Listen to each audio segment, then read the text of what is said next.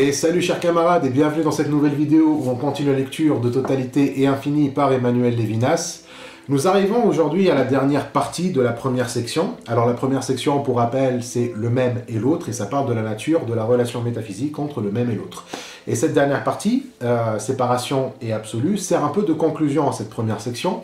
Elle est très courte, hein, juste 4 pages, et elle n'a pas de sous-partie. Hein, donc qu'est-ce qu'elle nous dit, cette dernière partie? Ben, déjà, elle récapitule l'idée principale du livre, c'est-à-dire le même et l'autre à la fois se tiennent en rapport et s'absolvent de ce rapport, demeurant absolument séparés. L'idée de l'infini demande cette séparation. Elle fut posée comme la structure ultime de l'être, comme la production de son infinitude même. La société l'accomplit concrètement. Donc voilà, je pense que si vous avez suivi jusqu'ici, hein, ce petit passage doit vous sembler assez clair, mais bon, ça fait pas de mal de revoir un petit peu. Donc, pour que le même et l'autre ne s'absorbent pas l'un dans l'autre, et constituer ainsi une totalité, il faut qu'ils soient séparés. Et cette séparation, c'est pas juste en fait Levinas qui a un problème personnel avec la notion de totalité, hein, on peut dire après tout, et alors si ça forme une totalité, où est le problème? Bah, le problème c'est que pour Levinas, une totalité ne permet pas la production de l'être. Or, l'être se produit, et donc la totalité toute seule n'est pas possible en fait. Il faut quelque chose qui permet de la briser. On revient pas sur pourquoi la totalité à elle toute seule ne peut rien faire, hein, on l'a déjà assez évoqué je pense dans les vidéos précédentes. Le fait est qu'il faut une séparation entre le même et l'autre pour que l'être se produise. Mais si par séparation on entend une absence de relation entre le même et l'autre, bah là on va retomber aussi dans une totalité. L'autre est celui qui brise la totalité, mais il ne peut pas s'il ne peut pas intervenir dans la totalité. Si la séparation avec le même implique qu'il n'est pas en relation avec le même, alors bah, l'autre est impuissant face à la totalité. Voilà, il ne peut pas la briser. Donc la relation entre le même et l'autre est maintenue malgré cette séparation. Donc les deux termes s'absolvent et se tiennent en même temps dans ce rapport. Et comme ça, ils sont en relation, mais ils demeurent quand même séparés. On a vu en fait qu'une telle relation paradoxale n'est possible que grâce à l'idée de l'infini. L'infini, c'est l'autre, et étant infini, il ne peut pas être totalisé, et comme son idée se trouve dans le même, alors par cette idée, le même reste en contact avec autrui. L'idée de l'infini, c'est un peu comme une ligne téléphonique. Autrui peut t'appeler à tout moment pour briser la totalité. Alors, lui, il peut t'appeler, mais toi, tu peux pas. On a aussi précisé que la relation est asymétrique, l'autre est supérieur par rapport à nous, il peut intervenir chez nous, mais nous, on ne peut pas intervenir chez lui. Donc, si la totalité intervient dans l'infini, ben, l'infini n'est plus l'infini, et ça, ce serait absurde. En revanche, l'infini, lui, il peut intervenir dans la totalité, puisqu'il la brise pour produire infiniment de l'être.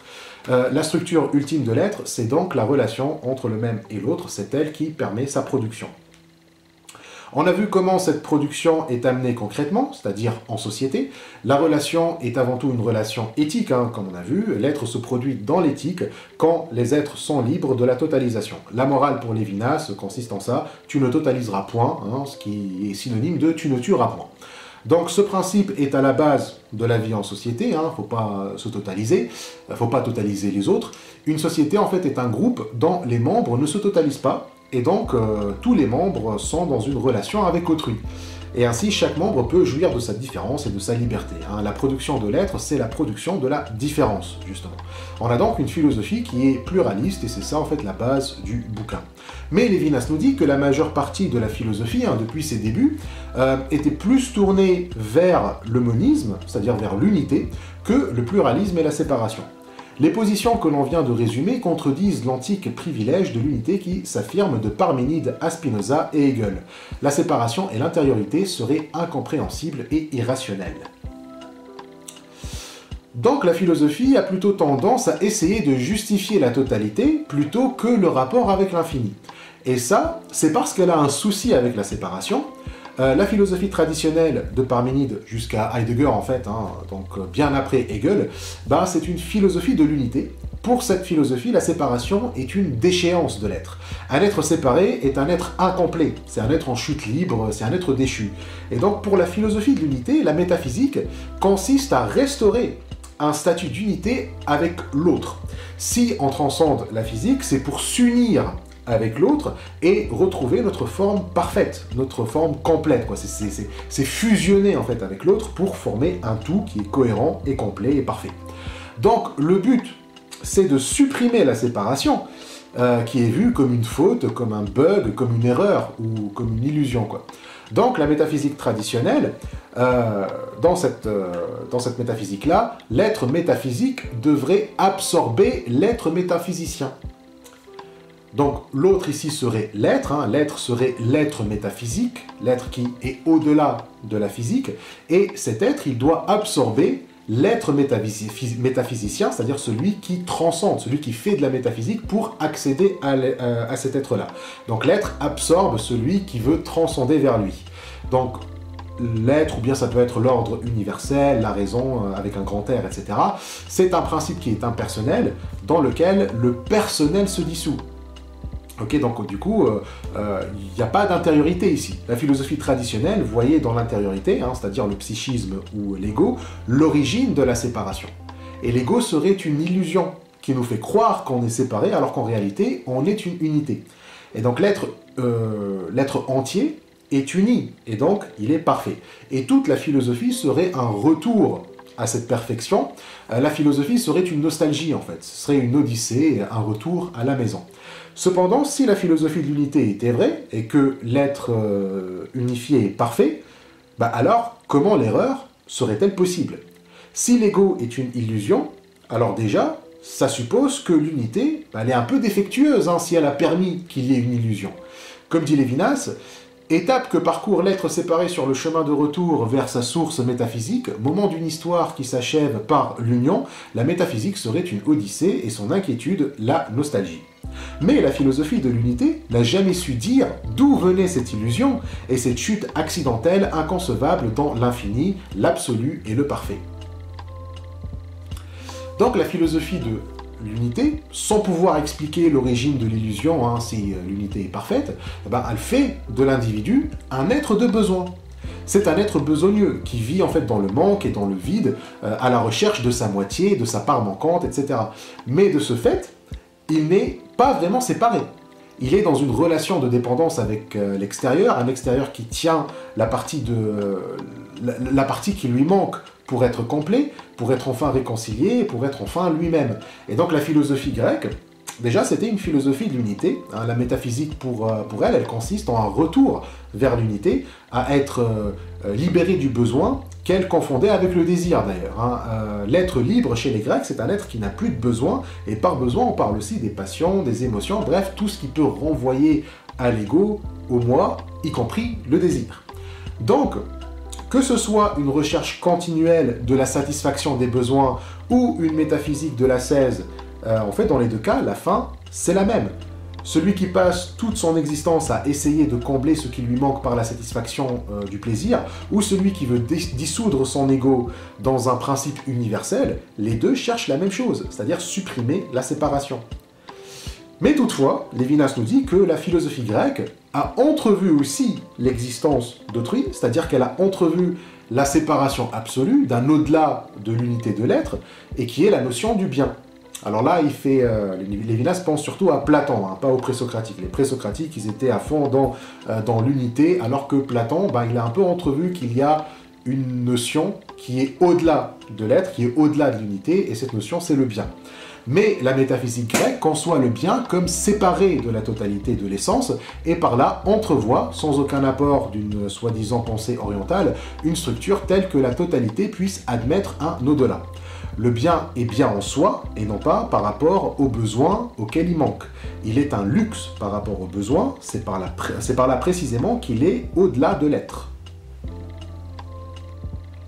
Bon alors déjà, le coup de la pensée orientale, bon alors vous connaissez un peu l'histoire, hein, genre les Grecs, ils auraient tout pompé de l'Orient jusqu'à la philosophie, mais non en fait, les Grecs ont leur propre originalité, hein, c'est normal en fait que les civilisations échangent et se copient, mais il faut pas déconner, hein, les Grecs ils n'ont pas fait de plagiat non plus.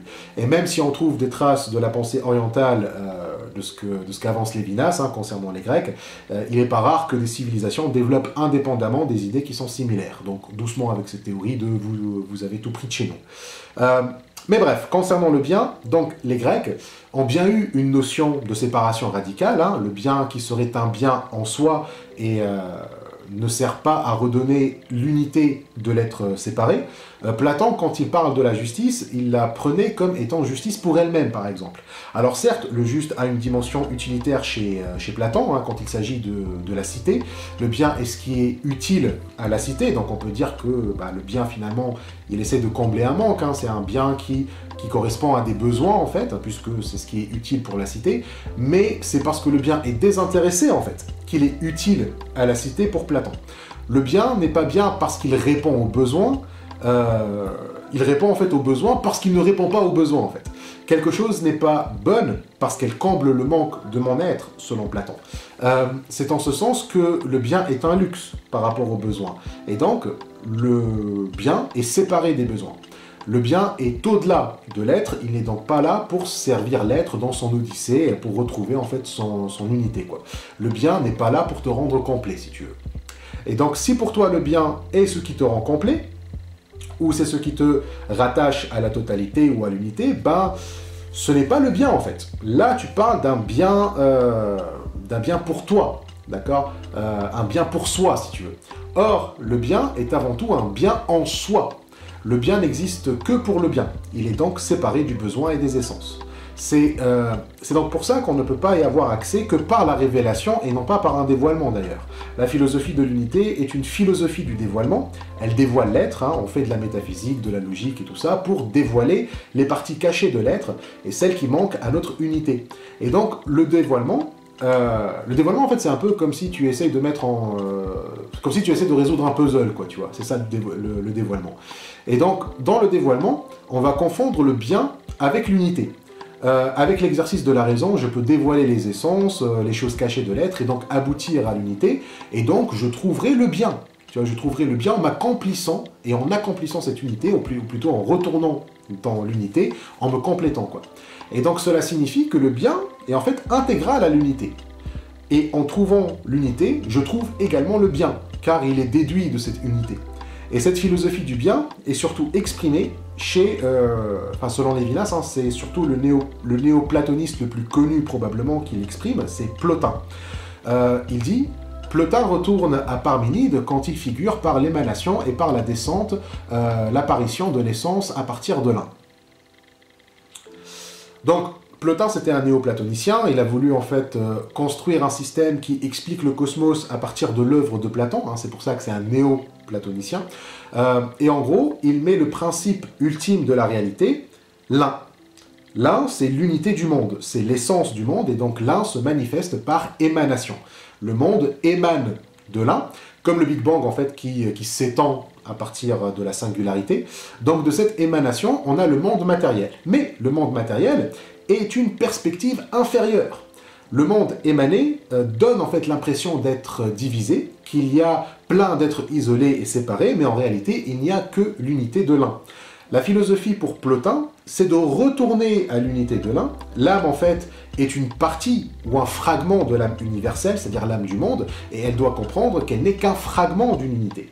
Et donc, elle ne doit pas confondre le monde matériel qui est divisé, qui est coupé en fragments, quoi, qui est fragmenté. Elle ne doit pas confondre ce monde matériel avec la vérité qui, elle, en fait, c'est l'unité de l'un. Et donc, l'émanation est une descente. L'âme, en fait, une descente, c'est une dégradation, quoi, tu vois. L'âme placée dans un corps doit remonter vers l'unité. La philosophie consiste donc à dévoiler cette unité qui tient les êtres ensemble pour que l'âme y retourne. Et donc la révélation, elle est différente. Okay, là, on vient de parler du dévoilement. La révélation, c'est différent. La révélation, elle n'est pas un dévoilement, mais une illumination. Elle apporte en fait une lumière en plus, une lumière qui ne figure pas dans le monde ici-bas, c'est-à-dire celui du dévoilement, hein, pour l'illuminer. La révélation, elle apporte le bien, qui est la vérité sur laquelle le dévoilement peut se fonder. C'est-à-dire que Lévinas, encore une fois, il n'est pas contre le dévoilement, il dit juste en fait que le dévoilement, c'est pas ça qui va nous mener au bien, que le bien, en fait, il nous vient par une révélation, et que c'est à partir de ce bien-là qu'on peut après faire de l'ontologie, faire de la logique, faire des maths et tout ça. Le bien, en fait, serait inatteignable par l'homme, il doit lui provenir d'ailleurs, parce qu'en fait, dans l'ontologie, dans le dévoilement, on dit qu'en fait, non, on est capable d'arriver tout seul au bien. Tu vois, genre, l'homme est capable d'arriver au bien, il suffit juste qu'il se creuse les ménages, qu'il fait un peu de dévoilement, et voilà, il va trouver le bien. Mais pour Lévinas, le bien lui vient d'ailleurs. Il lui vient d'ailleurs de plus haut que lui.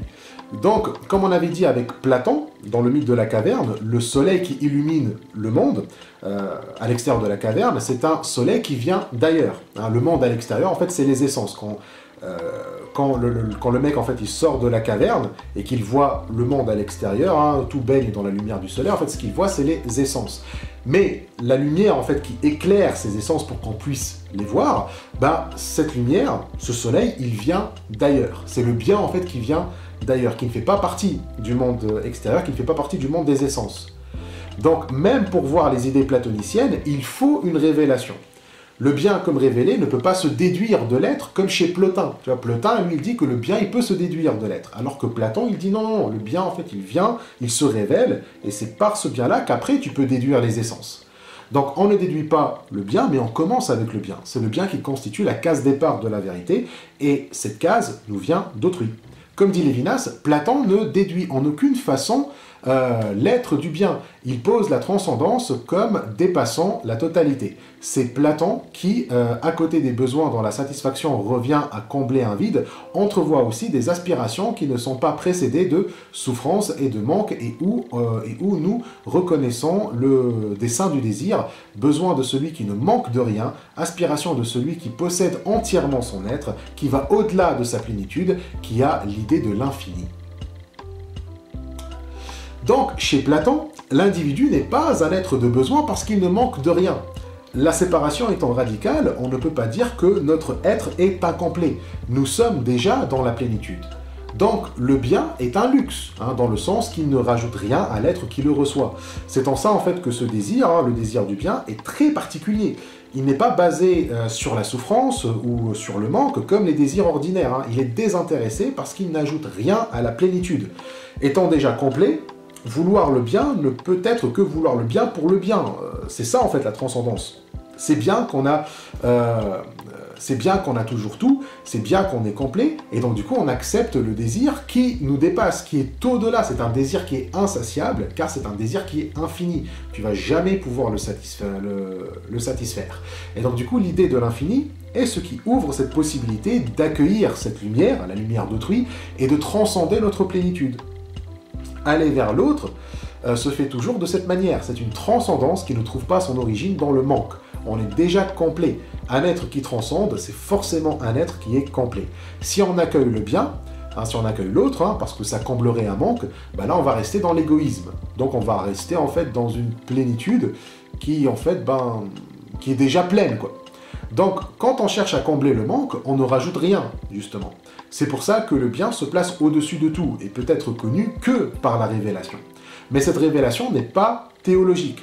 Juste parce qu'elle ne peut pas s'appuyer sur la raison, mais elle est sur quoi la raison s'appuie, et juste parce qu'elle est un enseignement qui nous vient du dehors, hein, de ce qui est en auteur infini et donc ne vient pas de moi, ça ne fait pas de la révélation une théologie, si tu veux.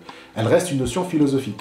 La philosophie a toujours reproché à la théologie qu'elle oblige les gens à se fier à des maîtres extérieurs. Certains auraient la révélation et pas d'autres, et comme ça, la vérité serait détenue entre les mains de ces maîtres qui nous disent que sans eux, on ne peut pas connaître la vérité. Et donc du coup, la philosophie, en disant qu'on peut connaître la vérité par nous-mêmes en usant de la raison, on peut échapper déjà à de la paresse intellectuelle, mais aussi à de la manipulation que ces maîtres peuvent exercer sur nous.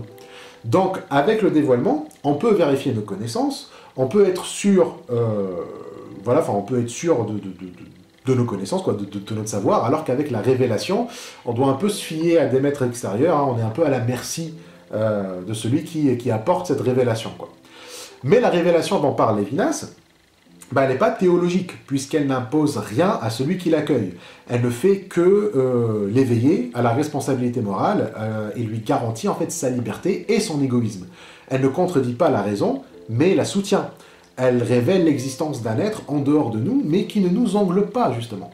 Citation, « Le paradoxe d'un infini admettant un être en dehors de soi qu'il n'englobe pas, et accomplissant grâce à ce voisinage d'un être séparé son infinitude même, En un mot, le paradoxe de la création perd dès lors de son audace. Donc en fait, ce qu'il dit, c'est que la séparation, c'est pas une dégradation d'unité. Tu vois, elle est ni une chute, ni un degré dans une descente. Ce n'est pas non plus une diminution pure et simple de l'infini, hein, comme si la séparation de l'être fini est une soustraction, tu vois. On a l'infini, et puis là, on retire l'être séparé, donc du coup, hop, l'infini est diminué, tu vois. Il dit, la séparation à l'égard de l'infini, compatible avec l'infini, n'est pas une simple chute de l'infini. Donc si on voit la séparation seulement comme une chute, comme une diminution de l'infini, hein, genre là, tu as l'infini, hop, on a séparé un être, et donc du coup l'infini il diminue. Si on voit la séparation comme une dégradation, alors en fait, on retient de la séparation que là où se situe l'être séparé dans la transcendance. C'est-à-dire en fait que tu vas voir une transcendance en fait serait comme une échelle avec des degrés hein, plus ou moins proches de l'infini. Genre là, tu as l'infini, là en fait, voilà, enfin là, tout ça, en fait, c'est l'échelle de la transcendance. Et toi, tu vas être là à chercher, dans quel degré, en fait, t'es tombé. Tu vois, c'est à quel point est-ce que t'es proche de l'infini. Tu vois, est-ce qu'il te faut 2 mètres à accomplir pour retourner dans l'infini, ou est-ce que t'es encore tombé plus bas. Enfin, voilà, quoi. Ça serait, en fait, on serait beaucoup trop préoccupé à trouver comment résoudre la finitude de l'être séparé. Hein, comment est-ce qu'on va vite le remettre dans l'infini. On va être là, on va être trop préoccupé par la finitude de l'être séparé, plutôt que de voir sa finitude en tant que telle. Qu'est-ce que sa finitude apporte, en fait? C'est-à-dire voir dans sa finitude qu'il est complet, en fait. Si notre finitude est due à une chute ou à une diminution de l'infini, ça suggère en fait un stade antérieur de l'unité, un espèce de jardin d'Éden, et donc là on va retomber dans la nostalgie. Mais Lévinas nous dit, il y a bien une diminution à l'œuvre, elle n'est juste pas une diminution dans le sens d'une chute. Elle serait en fait... il dit en fait que cette diminution, c'est des formes de relations meilleures que la relation formelle entre le même et l'autre. Ça veut dire quoi? On avait dit précisément que la relation entre le fini et l'infini ne peut être que formelle, hein, parce qu'ils ne doivent pas se toucher en fait les deux. Donc seule une relation formelle peut maintenir la séparation. Si on parle de diminution dans le sens d'une chute, on chercherait en fait une augmentation, un retour en arrière, une transcendance qui serait réconciliation avec l'infini, une fusion du fini avec l'infini, donc en fait la relation ne serait plus formelle, il faut que les deux se touchent, et en se touchant, ils vont former un tout. Cependant, comme dit Lévinas, il y a une diminution qui est meilleure que les relations formelles, sans qu'elle implique une unité. D'accord? La diminution dont il parle n'implique pas une unité, enfin, elle ne présuppose pas qu'il y a une unité ou qu'il y avait une fusion de l'être avec l'être séparé. Il dit « Des relations meilleures que les relations rattachant formellement dans l'abstrait le fini et l'infini, les relations du bien, s'annoncent à travers une apparente diminution. La diminution ne compte que si on retient de la séparation et de la créature par une pensée abstraite sa finitude, au lieu de situer la finitude dans la transcendance où elle accède au désir et à la bonté. » Alors, qu'est-ce que ça veut dire? Ce qu'il faut retenir de la séparation, c'est la finitude de la séparation, c'est-à-dire la finitude de la créature. On a déjà dit avant qu'il ne faut pas placer la créature dans la transcendance, puisqu'une transcendance vers l'infini serait une échelle infinie. En fait, peu importe où tu vas essayer de placer la créature dans l'échelle de la transcendance, elle va toujours être infiniment séparée de l'infini. Donc, elle va toujours être infiniment éloignée. Donc, ce qui compte, c'est en fait la notion de finitude elle-même, d'accord? Il faut en fait penser sur la notion de finitude. Et cette finitude ne cause pas de diminution du bien ou de l'infini. La séparation, déjà, c'est la condition de la production de ce bien et de cet infini. Ce n'est pas sa diminution, ok? Finitude n'équivaut pas à diminution du bien, au contraire, elle équivaut à sa production. Le bien ne peut se concrétiser que dans la séparation, que dans la relation formelle et abstraite du même et de l'autre. Lévinas veut donc en fait sortir la notion de finitude du pathos, c'est-à-dire qu'on accorde souvent une émotion négative à la notion de finitude. C'est ce que l'ontologie de l'existence humaine, l'anthropologie philosophique, hein, comme Lévinas l'appelle, n'arrête pas de dire. On se lamente devant notre condition d'être fini, c'est-à-dire d'être mortel, quoi. Mais ce n'est que dans notre finitude que la notion du bien prend un sens. c'est par notre finitude que la société est possible. Ou comme on a dit tout à l'heure, hein, l'infini et le bien se concrétisent et se reproduisent. C'est là en fait les relations meilleures, c'est ce qu'il appelle les relations interhumaines. Être des êtres finis, non seulement assure qu'on ne peut pas totaliser, qu'on ne peut pas être totalisé, donc on est dans une relation éthique, et en plus, on ne peut pas être totalisé par autrui, puisque son infini garantit notre liberté. Et ainsi, on peut faire société où l'intériorité de chacun est respectée. Il s'agit en fait d'une collectivité d'individus qui se possèdent déjà, en fait les individus se possèdent déjà, qui sont déjà complets, et donc finitude peut aussi avoir le sens de complétion et plénitude. En société, il dit, la relation ne relie pas des termes qui se complètent et qui par conséquent se manquent réciproquement, mais des termes qui se suffisent. Cette relation est désir, vie d'êtres arrivés à la possession de soi. Donc, lorsque les êtres séparés sont tournés vers l'autre, par le désir métaphysique, l'autre lui-même se dépasse. Et il se dépasse par la pensée de l'être séparé et s'ouvre au bien. Sans la séparation, en fait, le bien, comme on a dit, hein, il ne peut pas se concrétiser. Donc, l'autre serait juste comme un peintre qui n'a pas de pinceau, quoi. Donc, se dépasser, c'est-à-dire se concrétiser. Hein, l'autre, lui, il veut se concrétiser. Donc, il veut se dépasser. Il ne veut pas rester juste idée de l'infini et c'est tout. Donc, l'infini doit s'ouvrir au bien lui aussi, c'est-à-dire que l'infini se pratique en tant que bien. D'accord? Donc, penser concrètement l'infini, c'est le réaliser dans la bonté, c'est-à-dire dans la société. C'est faire sortir l'infini de l'abstraction, justement, tout en maintenant cette relation abstraite.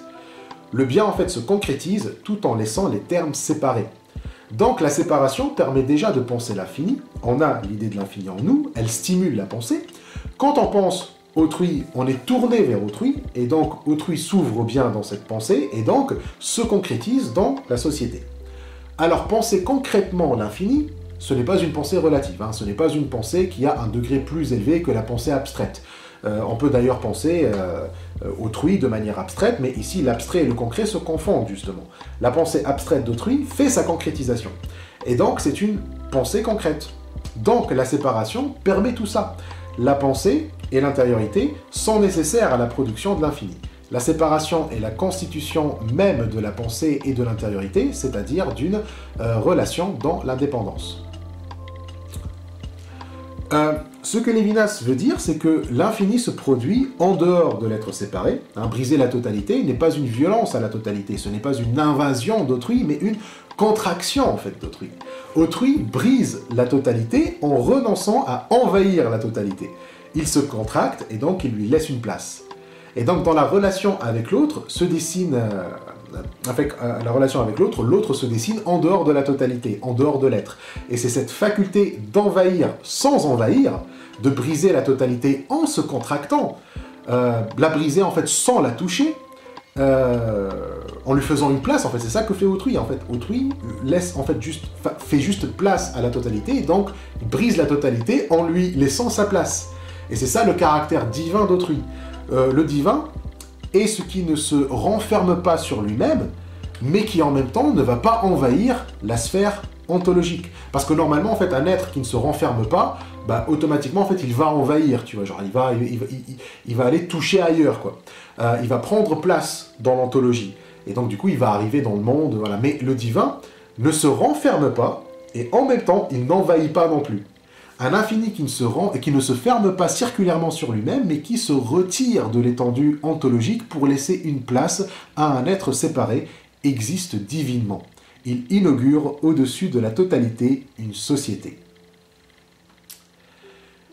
Et donc c'est là où la diminution prend son sens. La diminution de l'infini, c'est en fait la retraite de l'infini. Quand il se retire et qu'il n'envahit pas, lorsqu'il laisse une place pour l'être séparé. La place qu'il laisse, c'est l'espace où se font ces relations sociales, ces relations interhumaines, hein, ces relations meilleures que les relations purement formelles. En se contractant, en fait, l'infini permet ce rapport entre le même et l'autre, et donc de se produire dans cette contraction. C'est pour ça en fait que la contraction est créatrice, selon Lévinas. Les rapports qui s'établissent entre l'être séparé et l'infini rachètent ce qu'il y avait de diminution dans la contraction créatrice de l'infini. L'homme rachète la création. L'homme donc en fait sauve la création. Au moment où Dieu se rétracte, ou en fait se contracte, l'homme, par le discours, sauve et rachète la création. Il vole à son secours. Et donc du coup, voilà, c'est là où tu as l'infini. Donc Dieu, il se retire, l'homme, il parle à Dieu, et donc dans ce discours, il y a en fait création de la différence. La société avec Dieu comme... parce qu'en fait, la contraction, c'est elle qui appelle à la responsabilité morale et donc à la parole. Et on a vu que c'est dans la responsabilité morale et la parole que l'être se crée. Et donc, la société avec Dieu, comme Lévinas l'appelle, c'est donc une société où Dieu se contracte. Mais en se contractant, il maintient la séparation. On n'est donc pas dans une société où l'intervalle qui sépare Dieu de la créature s'évanouit. C'est pas le paradis en fait. La société avec Dieu, c'est pas le paradis. La cité de Dieu, c'est pas le paradis. C'est pas en fait une cité où la créature et son créateur sont enfin unis, où il n'y a plus de séparation entre les deux. Donc au contraire, Dieu fait tout pour maintenir cet intervalle. Les deux termes, la société et Dieu, restent indépendants. Ni l'une, l'une ne s'ajoute pas à l'autre en fait. Une société qui maintient les intervalles tout en restant dans la séparation, dans la relation des deux termes, c'est une société qui est juste. C'est une société qui ne totalise pas. Par opposition à la totalisation, nous l'appelons religion. La limitation de l'infini créateur et la multiplicité sont compatibles avec la perfection de l'infini. Elles articulent le sens de cette perfection. Donc voilà, nous avons une théorie de la perfection de l'infini qui n'implique pas une unité. La philosophie d'unité, en fait, retombait toujours sur cette notion de la perfection pour justifier l'unité de l'être. Si l'être est parfait, il est forcément unifié. Mais Lévinas dit que la perfection est en fait compatible avec la multiplicité. La philosophie de l'unité, elle dit que non, perfection et multiplicité ne sont pas compatibles. La perfection ne peut être compatible qu'avec l'unité. Mais Lévinas, il dit que non, tu peux avoir une perfection qui est compatible avec la multiplicité. Donc c'est le contraire de l'unité. Et en plus, c'est compatible avec un infini créateur en plus. Un parfait créateur qui se contracte, qui se limite. Et ça aussi, en fait, c'était un problème pour la philosophie de l'unité. Comment est-ce qu'un être parfait, infini, peut se limiter ou se contracter? Lévinas, en fait, estime qu'il a résolu le problème. On peut avoir un être infini et parfait, mais qui se limite, et en plus, avec une multiplicité. Ça peut sembler aller contre toute la logique formelle, contre toutes les règles, genre la non-contradiction, mais Lévinas, il dit que le bien est un ordre qui dépasse la logique formelle de toutes les façons. La logique est une discipline de l'ontologie. Elle ne fait en fait que présupposer le bien. Tu vois, genre elle ne peut pas le déduire et elle ne peut pas le démontrer. Elle ne fait que le présupposer. Or, si tu présupposes le bien, c'est que tu dis que le bien est séparé de l'être. Donc en fait, la philosophie ontologique, elle présuppose le pluralisme en fait, tu vois, elle présuppose la multiplicité. Elle ne peut pas fonctionner si elle ne peut pas fonctionner si tu ne présupposes pas cette multiplicité. Donc en fait, elle se contredit elle-même, la philosophie de l'ontologie, si elle veut se prendre comme la base. Mais plus concrètement, ce que Lévinas reproche à la logique formelle, c'est son incapacité à faire une distinction entre besoin et désir avec un grand D. Pour elle, les deux sont de l'ordre du manque, alors que seul le besoin peut être de l'ordre du manque, qui, à son tour, est de l'ordre du physique, en fait. Physiquement, oui, on a des besoins, il nous manque des choses, mais dans l'ordre métaphysique, nous sommes complets. Le désir, puisqu'il est métaphysique, ne répond pas à un manque, mais la logique formelle fait du désir un besoin. Dans la logique formelle, la distinction entre besoin et désir ne saurait se refléter. En elle, le désir se laisse toujours couler dans les formes du besoin. De cette nécessité purement formelle vient la force de la philosophie parménidienne. Donc parménidienne, c'est la philosophie de l'unité, ça vient de Parménide. Toute sa force vient de ce fait, de cette obsession avec le manque, avec le besoin. Parménide d'ailleurs disait que tout est un, qu'il n'y a rien à part l'un, qu'il n'y a pas de commencement, qu'il n'y a pas de fin, ni naissance, ni mort, ni changement, ni mouvement, etc. Tout ça, c'est des erreurs, c'est des illusions, mais il n'a jamais expliqué d'où viennent ces erreurs. comment l'un qui est parfait peut permettre l'illusion. Mais il était convaincu que logiquement, tu arrives à cette conclusion. Tu vois, genre, il disait que rien ne peut naître de rien ou de ce qui ne l'est pas. Tu vois, genre, les chiens ne naissent pas des chats. Tu vois. Les chats ne font pas des chiens. Mais même un chat ne fait pas un chat, puisque le chat qui fait un chat, bah en fait les deux chats, ça c'est pas les mêmes. Tu vois, c'est pas le même chat. Logiquement, il n'y a rien qui peut naître de quelque chose qui soit autre, qui soit différente de elle-même, et une chose non plus ne peut pas naître d'elle-même. Donc la seule conclusion possible pour Parménide, c'est juste qu'il n'y a qu'une seule réalité, qu'une seule chose, qui n'a pas de partie, qui ne se reproduit pas, qui ne se divise pas, qui ne se clone pas, qui ne bouge pas, et donc c'est l'unité ultime. Alors bien sûr, rien n'est plus absurde pour Parménide qu'une création ex nihilo. Une création ex nihilo n'obéit à aucune règle logique, elle est précisément ce qui met en fait toute la physique en PLS, et même la métaphysique.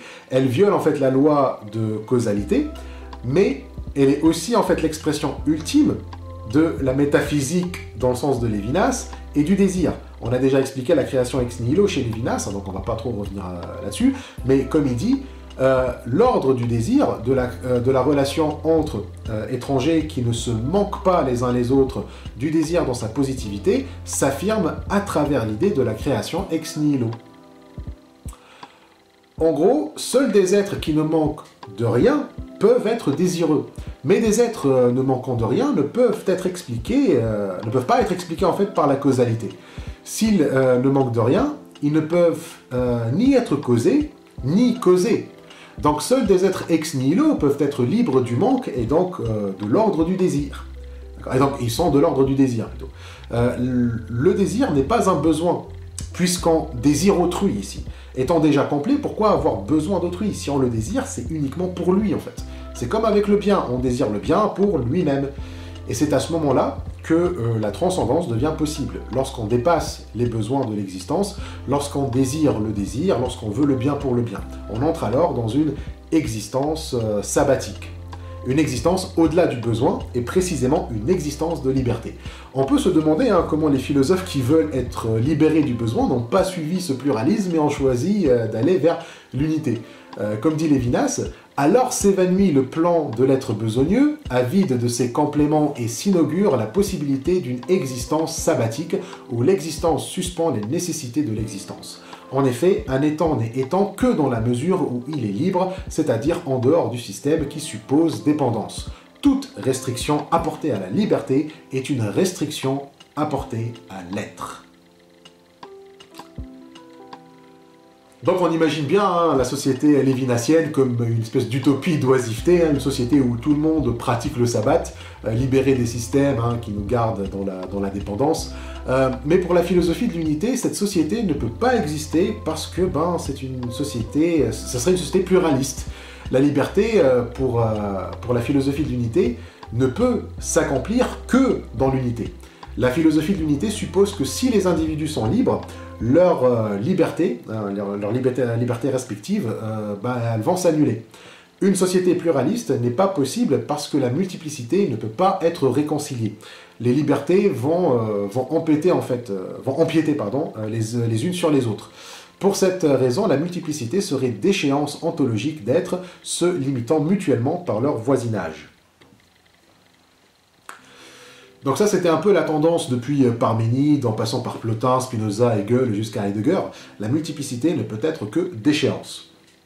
Et donc Lévinas propose de rompre, en fait. Il propose une rupture avec cette incapacité de penser les choses autrement. On peut concevoir un pluralisme qui n'est pas une déchéance, où les êtres en fait ne limitent pas leur liberté par voisinage, mais être chacun en fait le support et le soutien de la liberté des autres. Il s'agit en fait d'une société qui est ouverte sur l'autre, une société de métaphysiciens, on peut dire, de créatures ex nihilo qui brisent les systèmes de dépendance, surtout les systèmes de l'unité. Il n'y a pas pire en fait que l'unité comme dépendance selon Lévinas. La création ex nihilo suppose précisément une multiplicité non unie dans une totalité, une multiplicité d'indépendance. La créature ex nihilo ne dépend de rien. Certes, elle dépend d'autrui, mais sans être reliée comme une partie à un tout. Autrui n'a aucun pouvoir, ou plutôt aucun droit sur elle, hein.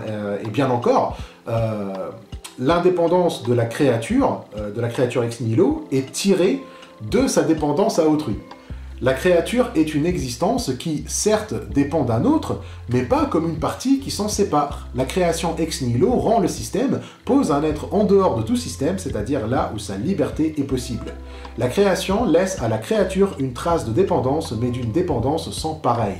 L'être dépendant tire de cette dépendance exceptionnelle, de cette relation, son indépendance même, son extériorité au système. Donc en gros, en fait, ce que confère autrui à la créature, c'est un psychisme, c'est une intériorité, un secret qui ne peut pas être totalisé ou intégré dans un système, et donc du coup qui ne peut pas être dévoilé. Et en ce sens, le psychisme, c'est là où s'accomplit la séparation qui est l'essentiel de l'existence de cette créature. L'essentiel de l'existence créée, comme dit Lévinas, c'est la séparation. Ce n'est pas la finitude de la créature, mais une structure concrète et exceptionnelle. Cette structure exceptionnelle, parce qu'elle libère de toute structure et de tout système, c'est la séparation, la relation avec autrui. Et cette séparation, cette structure, ne peut pas être déduite de la finitude de la créature, elle ne peut être que présupposée. Et donc la séparation en ce sens n'est pas une simple négation. L'autre, ce n'est pas le non-moi. Réduire l'autre à une négation du moi, à un non-moi, c'est l'intégrer dans une relation dialectique avec le moi, et donc voilà, on va faire un système entre le moi et l'autre.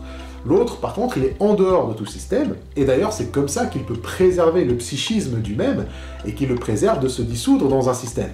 Mais c'est aussi lui qui permet la formation de tout système, d'accord? Mais c'est des systèmes qui ne vont pas en fait englober le même, qui ne vont pas englober le moi, parce que autrui me protège. Donc autrui me permet de faire de l'ontologie, de faire des systèmes partout, mais aucun de ces systèmes-là ne peut m'absorber tant que je suis dans une relation avec autrui. Donc c'est lui qui permet la dialectique, c'est lui qui permet l'ontologie, etc. C'est lui qui permet la formation de systèmes, mais il garantit également ma liberté et préserve mon psychisme de ces systèmes-là.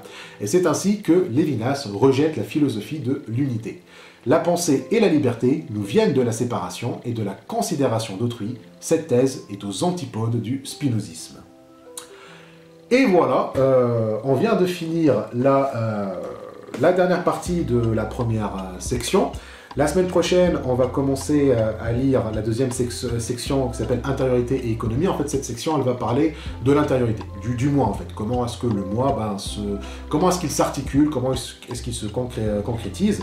Et voilà, je vous dis donc à la semaine prochaine. Merci d'avoir regardé. J'espère que cette vidéo vous a plu et que vous avez trouvé ça facile, que la compréhension était facile et que c'est facile pour vous de comprendre ces textes très difficiles. Tous les liens sont dans la description pour me soutenir, pour me suivre sur les réseaux sociaux. Et je vous dis à la semaine prochaine pour la prochaine vidéo sur Emmanuel Lévinas, Totalité.